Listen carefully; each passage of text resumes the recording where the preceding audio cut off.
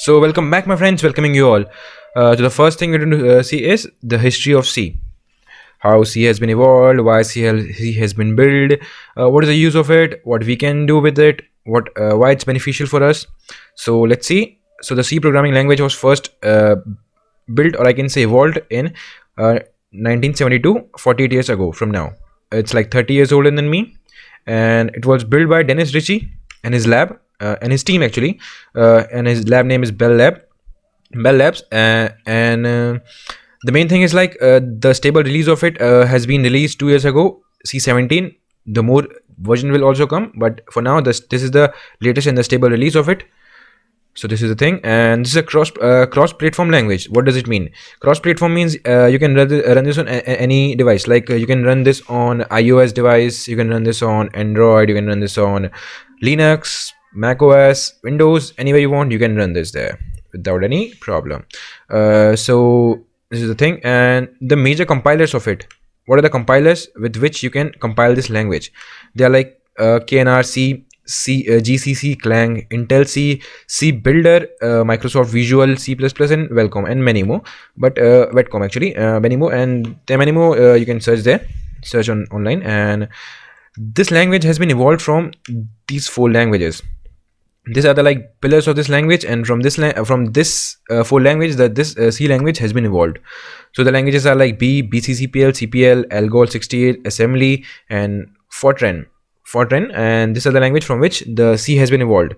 And from C language, many languages are evolved. Like evolution is a part of life. Without evolution, without actually evolution, the species will extinct or will not survive according to the condition, and that's why the evolution is important. So C++, C Sharp, C, Objective C, these are the languages has been evolved from this particular language. So this is the thing.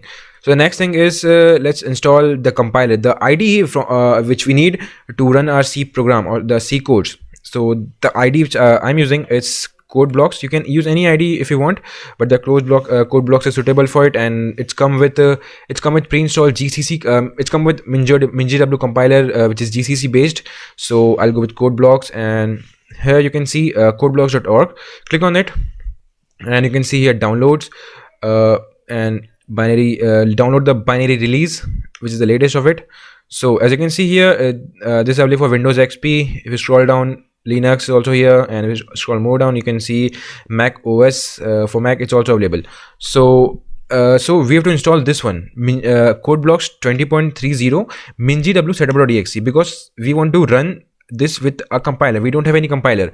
We are just installing the codeblock editor. It's a simple editor on which you can write a code, but to compile that code you need a compiler, a specific compiler. So that is MinGW setup. So we have to install this. So the next thing is, there are the two links from which you can install. So I'll go with SourceForge.net, a trustable source. So just a second, I'll provide the link below. Don't worry, you can directly redirect yourself from there.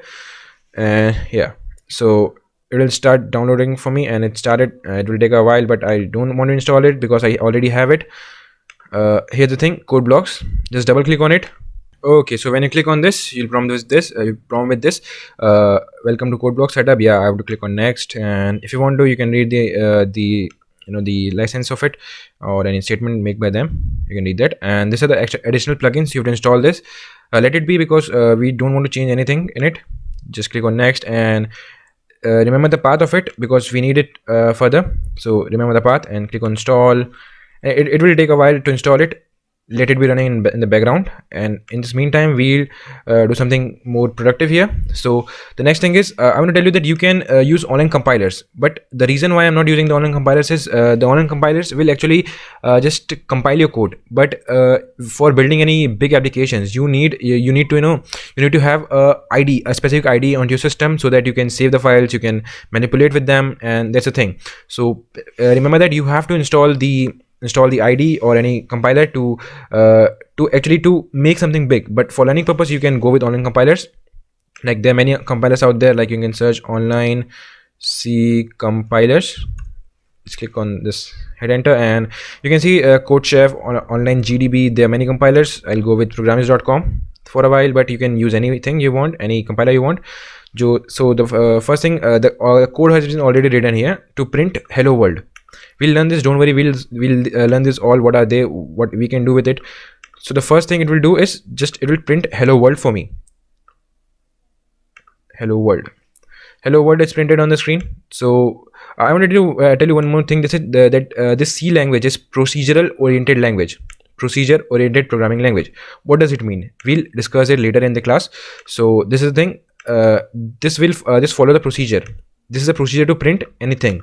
To print anything, we have to specify printf, and inside that we have to mention what we have to print, and that will come out on the screen. So this is procedure oriented language. You can use this online compiler to compile your codes, but I'll suggest you to go with the installed version, which is basically installed in a local storage. Use that. That's the more suitable approach. So the next thing is, if you don't have laptop, don't worry, you can use online compiler on the on your Android device, but sometimes they are slow, so you can use C coding online. Actually C coding app for Android. I think it's also available for iOS. I don't know. You can search the best C compilers for iOS. You'll get the result. And here's the thing: coding C. It will only compile the C language, not C++. Only C. Remember that it will only compile the C languages. So coding C is an offline compiler. You can download it. You can install this onto your Android device, and you can use this. So this is the thing. So these are both these both are good things. You can use that for a while, but I'll suggest you to go with the local storage compilers. So I'll just fast forward the video. So let it be running for a while. It will take a few minutes according to your system. Yeah. So do you want to run code blocks now, or I want to say no right now? Don't want to run it. So just click on next, and it's installed onto my system successfully. So here's the code block editor. So the first thing I want to do is I want to set up the environment variable of it. To actually, because my system don't know where is the compiler. I know where is the compiler, but my system doesn't know where is the compiler. So I want to specify the path of it. So specify the path. First go to your computer. I'll tell you that remember the path of it, that c/program file /code blocks. So this is the path of code blocks, and as you can see here, here's a mingw. So if you install code blocks with mingw, you'll get this folder. This is very important, and in this you can see here bin. In bin you will find many compilers, like here the G++, GCC, they are the compilers. So I want this all file. I want to set up this all files onto my environment variable. So how I can do that? So just copy the path of it. This path, you have to copy this path. Just copy it, Control C, and go to your start menu and type there edit environment variable.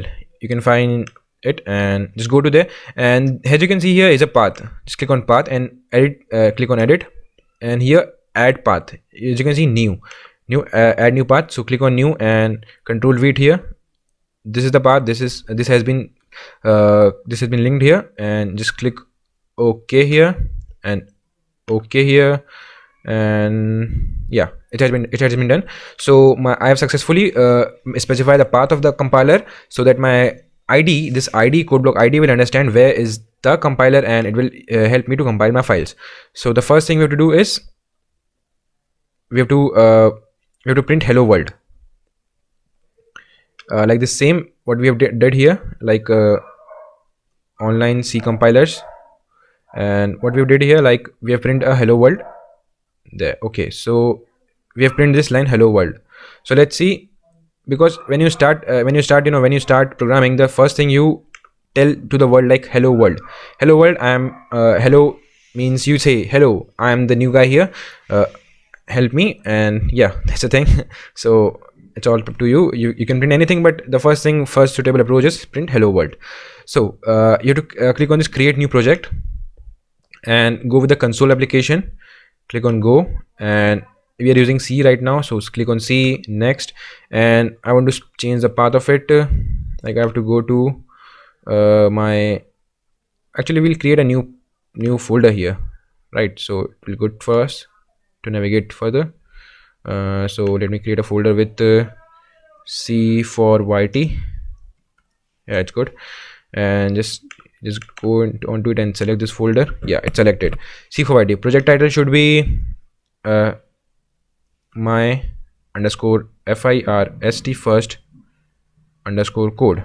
my first code. Okay, so this is the project title, and it will save with the extension .cpb. So nothing, don't worry here, just let it be. Click on next and use the GNU GCC compiler. This is the compiler which already has been installed by us, minjw. So use this, specifically use this. Okay, click on next, click on finish there, and I want to just navigate it from here. C for YT, my first code, and here's a main.c file. I just open it, and this is the thing. This is all has been already pre-written in my editor. So we'll discuss this in next class. What are these things? But let me run this code first.